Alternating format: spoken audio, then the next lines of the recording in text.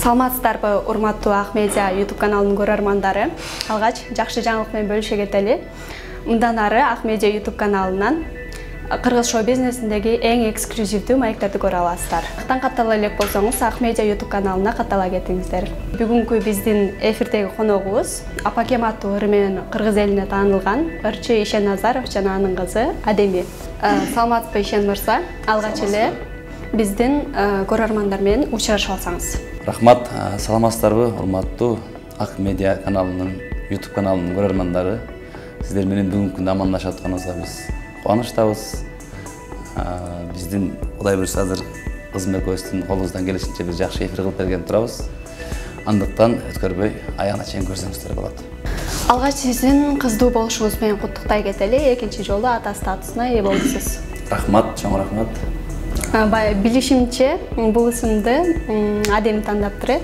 Ошол баягы курсакта кезинде эле эркелетип ат таап алган экен, кайсы жактан укканын эле сурабай койдум, баяктан уккан. Бул да айтпай койду. Ошо Даян бошто эркелетип жүрүп анан кийин биз деле көңүл бурбадык эле. Кийин эми төрөлгөндө башка ысым коет болушубуз керек болду, бул болбой койду эч башка ысымдарга. Анан ушу Адеми коюп койду, Даяна деп. Анда Адеминин өзүнөн сурап көрбөйлүбү? Кандайсың Адеми? Жакшы. Даяна деген ысымды сен кайсы жактан угуп калдың? Болушу мүмкүн. Болушу мүмкүнбү? Бир жактан уктуң беле? Жакшы. Бизде айтып калат го, балам балалуу болгондо эми билесиң деп. Эми бир эмес эки кыздын атасы болдуңуз. Мурунку Ишен менен азыркы Ишенден кандай айырмачылыктарды байкайсыз? Балалуу болгонго чейинки. Балалуу болгонго чейин мурда мен деле балага жакын болчумун негизи эле. Байкелеринден, эжелериндин балдарын аябай жакшы көрүп көтөрүп, кийин өзүм балалуу болгондо ушу өзүмдүн балдарын ушунчалык жакшы көрбөйт болушум керек го деген ойлор болчу. Бирок андай болбойт экен. Өзүңдүн балаң чындыгында башкача болот экен. Балалуу болгондо эми атамдын, апамдын бизге кылган эмгегин аябай түшүндүм. Айрыкча апамдын биз 8 баланы төрөп чоңойткондон аябай биз ыраазычылыгымды билдире кетсем болот. Биз азыр 2 балам менен аябай түшүнүп атабыз. Ата болуу билбейм, мен үчүн аябай жоопкерчиликтүү болду. Толкундануулар да болуп турат экен. Анан айрыкча кыздуу болуп алып, ушу тойго кыз атуу тойлор барганда ушу кыздарым менин кийин кызым турмушка чыкканда канттеркен деп ушу башка бирөө чыгып атса деле атасынын ордунда туруп алып ыйлай берем да, ыйлагеди ыйлап ушулар болот да. Жакшы Кудай буйрса азыр. Кыздарыңыз менен дагы байланыш өзгөчө болуш керек э? Ата менен кыз өзгөчө жакын болот го? Жакын болот. Бул кызым ушу Адеми көбүнчө мен менен көп жака жүрүп калат. Анын үстүнө азыр тем боло апасы да кичинекей мен болуп калды. Мен менен туугандардын базакта кошулуп алат. Көп убактысын мен менен өткөрүп калып атат. Кыз жакшы болот экен негизи чындыгында. Эми баары жакшы дейт го. Бул жака эфирге жөнөйбүз деп уктап калып турмун мен. Бир көзүмдүн үстүнө жаап атты да, бир куртканы алып келип. Анын ичимен ыраазы болуп койдум. Кызыңызды эмне деп эркелетесиз? Адемпой дейбиз да, эмнеше? Сизде эмне дейт? Адеми. Адеми эле дейби. Сен атаңды эмне дейсиң? Атаке дейт. Чоң жигит деп тагылат экенсиң, э? Биз билгенден сиз кичинекейиңизден эле чыгармачылык чөйрөдө жүрөсүз, музыкага аралашып, ырдап. Кызыңыз дагы ырчылыкка таланты бар экенин кайсы убакта байкап калдыңыз? Бул бала ошо курсакта кезде эле эме болуп калат ушинтип койдум, музыкага аябай үйдө көп ырдап жүрдүп отургангабы. Анан ошо кичине эсине келип баштаганда төрөлгөндөн кийин бир музыка болуп атса ичинен билбесе да кыңылдап калат да, ошо тоңго түшүп кыңылдап калганын байкап калган учурларым болду. Анан өзүнө ылайыктуу ошо детскирларды кичине жаттап алгандарын көрүп калчу элем. Анан алгач ырдатып көргөм, тили келбей жүргөн убагында бир Ямаха менен ырдатып отуруп, анан сөзүн билбейт, бирок жөн эле да деп отуруп ушу тоңго түшүрдөгөнүн байкап калгам. Андан кийин ошо бала бакчадан ырларды жаттаптыр, эжеке жаттаптыр. Аларга бир аз салым кошуп ырдатыштырып койдум. Андан кийин ырдатат азыр жакшы. Өзүнө жаккан ыр болсо жаттап алат чынында. Анан жакпагандар болсо жатта деп жаттата алабыз. Демек өзүнө жаккан ырларды гана ырдайт, э? Эми Адемме маек куралы, э? Адемме айтсаң канча жаштасың? 4 жаштамын. 4 жашта, э? Жакында эле сиңдилүү болдуң, апаңа жардам берип атасыңбы? Ооба. Не кылып жардам берип атасың? Карап атасыңбы? Салфетка берем. Анан? Ошо? Ошо. Ыйласа соратасыңбы? Ооба. Уктатам. Эмнеде эркелетип атасың? Даянаны. Жаным деп. Жutta. Жакшы, азамат. Келечекте ким болгуң келет?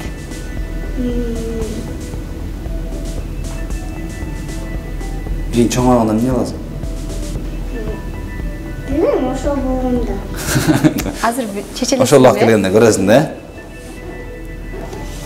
Атаңдын жолун жолдоп ырчы болоюн деген ойлоруң барбы? Ооба. Кайсыл ырчыларды жакшы көрөсүң?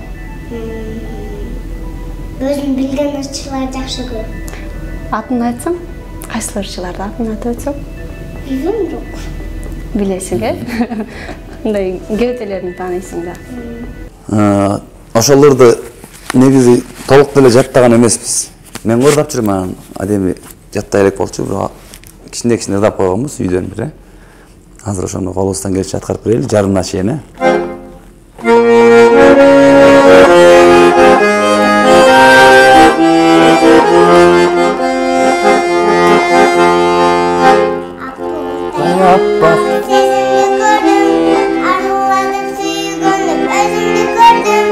Alan gezip canım seni izlep tapkanda Möltürögön ay, möltürögön ay Möltürögön gözümdü gördüm Möltürögön ay, möltürögön ay Möltürögön gözümdü gördüm Möltürögön gözümdü gördüm Şul жерине чейин жаттаганбыз, э? Буюрса алдыда кызыңыз менен дуэт жаздыруу пландарыңыз барбы? Барбы? Ооба. Кайсыл ырды ырдагың келип жүрөт чогуу? Азыркы ырдырдан келип жүрөт. Бул негизи ырдай турган оюбузда жок болчу. Бир дос балабыз бар. Тынчтык Бугучиев деген. Ошол бир ырды жиберип ушул ырдабайсыңбы? Мен клибин тартып берейин, кызыңар ырдабайсыңар деп. Андан кийин ойлонуп калдым, ошол чыгарманы Кудай буйрса аранжировкага берип койдум. Экөөбүз жакында ырдап көрөлү депчи. Анан эстелик үчүн болуп калсын, жакта кызым кичинекей кезинде деп. Клип тартырып коелу деп. Кызым жаттап бүттү окшойт сөздөрүн. Мен жаттай элекмин. Ошондон өзүң ырдап бересиң кичине. Бул автору ким экенин билбейм. Убагында ошо Абдумалик Шерматов агабыз менен Гүлмира деген эжекебиз ырдаган болчу авторун.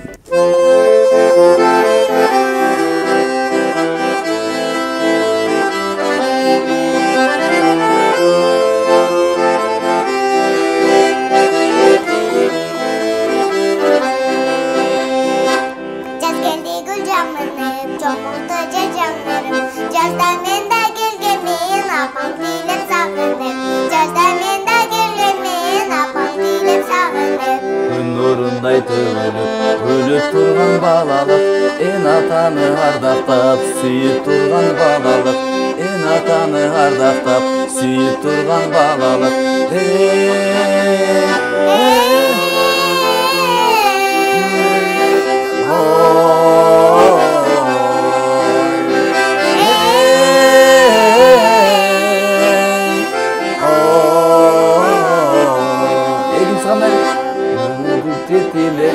Çoğuyuптың тілегім, өмір бойы ұнытпай, аға кенді тілегім, өмір бойы ұнытпай, ата кенді тілегім. Мен билбейм да ушул жагын. Ошолорду Кудай буйрса бир ырдап көрөлү деп атабыз. Эстелик үчүн.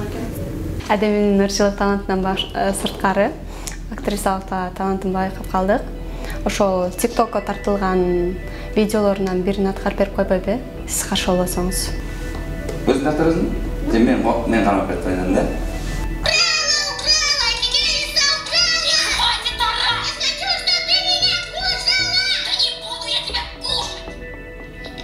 Мы просто поиграем с тобой в это, в калачики. Может быть, в куличики?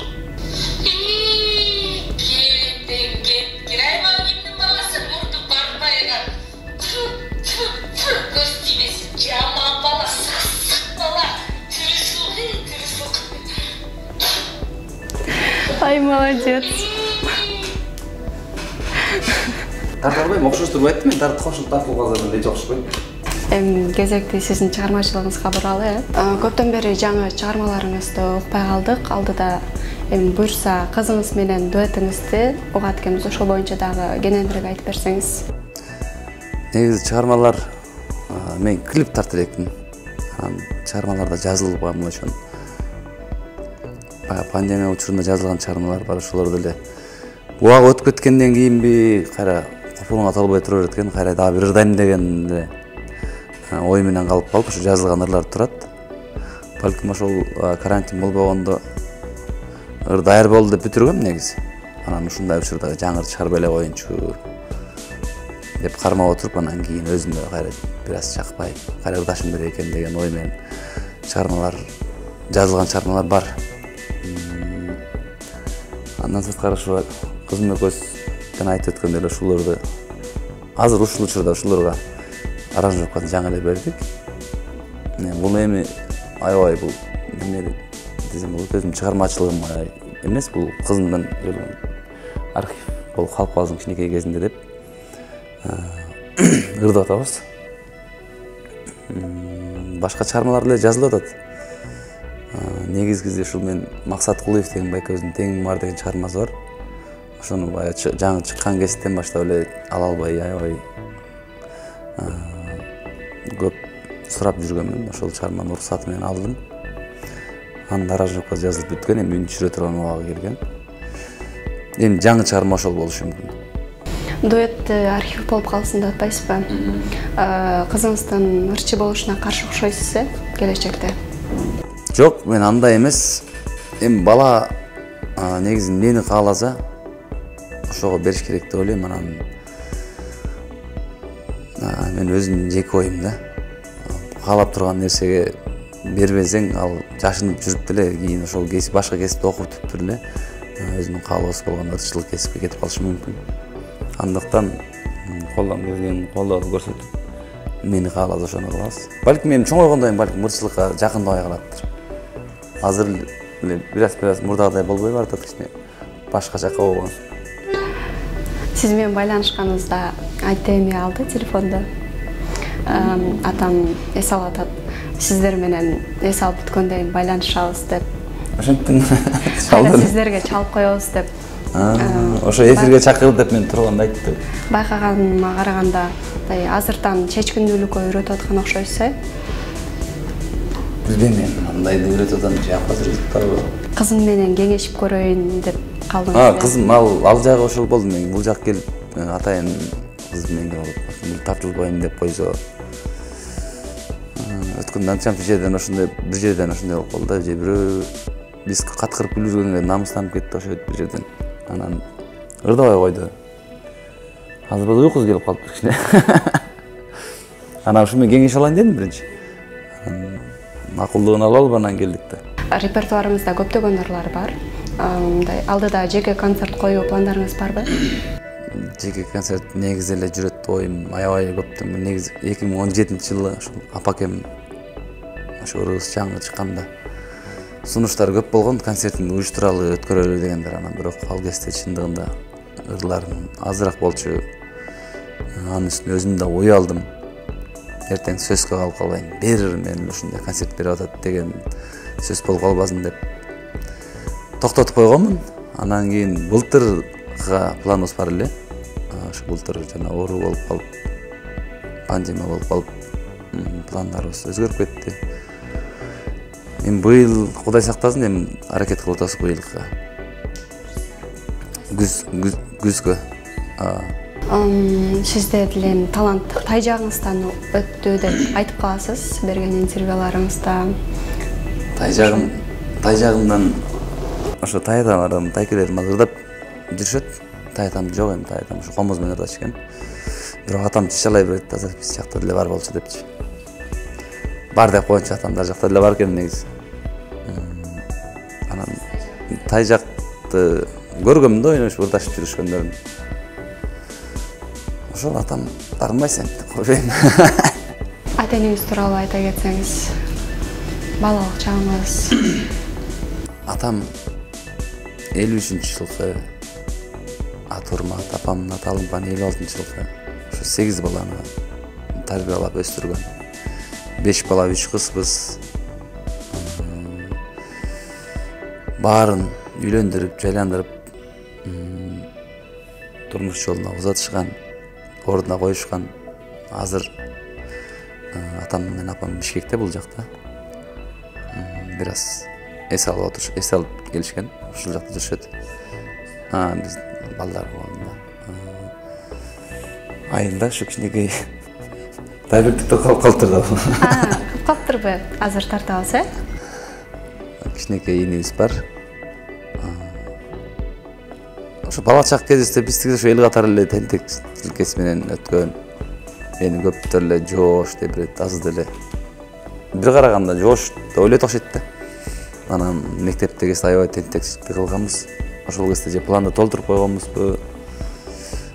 Азыр деле бар негизи. Тентекчилик эмес, эми баягы шаңдуу жүргөн жерден шаңдуу эле жүрөм, анан көпчүлүктөр эле өлө шаңдуу күлүп келип отуруп эле менен келип отурганда эле аябай күлбөй калат да, баягыдай сүйлөбөй калат. Анан апакем ырдаганда ошондой көз караш, ошондой көрүнүп калдымбы же элге. Анда Адемин калып калган тиктокун тарталы. Тарталы. Отуралы элеби?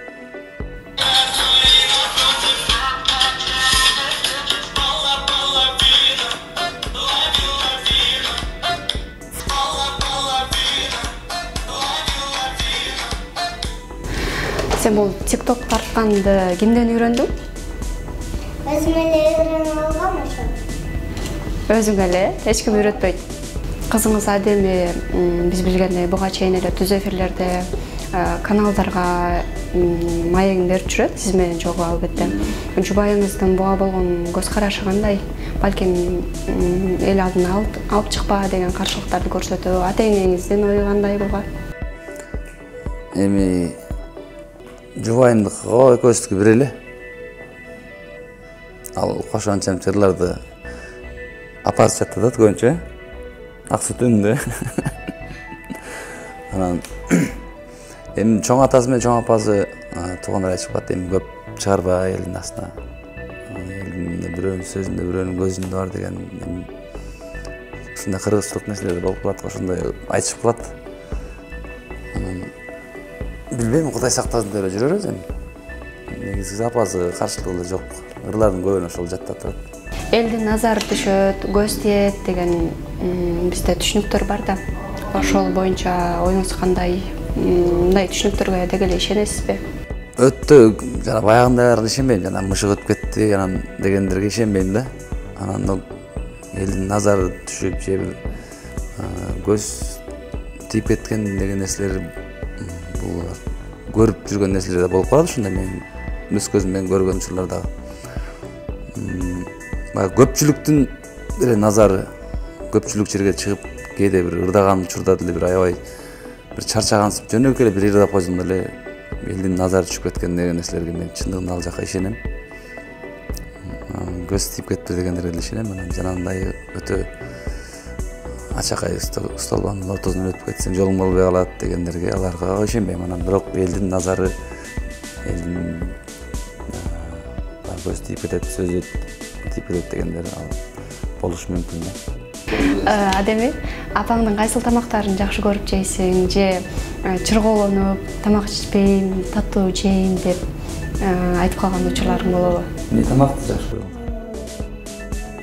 Кээде рожки тамак жеп калам. Азыр эмнеге рожки тамак жеп алгам го? Бесмеле тамакты эле жеп алгам. Кайсы тамактар жеп калдың анда? Сладкий жеп көрдүм го. Азыр жеп калдым деген себеби ал апасы ушу шоруп келе жатат да төрөгөндөн кийинчи. Анан бизге тамак кылбай калыптыр да. Атаңа жакынсыңбы же апаңабы? Экөөм тең эле жакын. Экөөңө тең эле жакынсың, Чыныкы сөздөр менен, эң жакшы тилек менен, жаркырап күлүп турган, жайнан көздөр менен, жолуксаң кандай жакшы, жолуксаң кандай жакшы, жолуксаң кандай жакшы.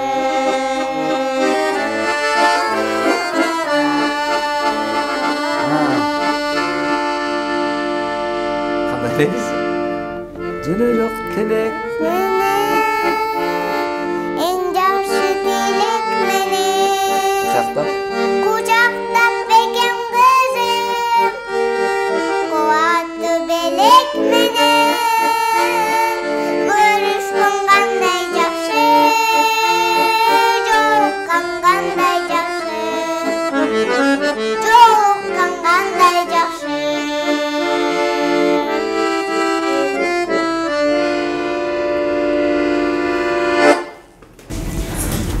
Анда эфир соңунда сиздерге эркин микрофон суналат. Чоң рахмат сиздерге. Баштаган ишиңиздерге ийгилик. Көп көрөрмандар топтоңуздар. Жана ошондой эле кыргыз элибизде тынчтык болсун. Элибиз аман болсун. Кирип келе жаткан ушу Рамазан айы менен да куттуктап өтөлү. Кармаган орозоңуздар кабыл болсун. Аз да болсо да бир аз эфир курдук. Рахмат сиздерге. Бул дагы биздин келечегибиз сакталып калат буюрса. Сен да бир айтып коеюн, бир-эки сөз досторуңа, тияктарга. Рахмат. Эфириңер сонун өткөрдүк. Кудай буюрса келип турабыз. Сонун эфириңер сонун аткардык.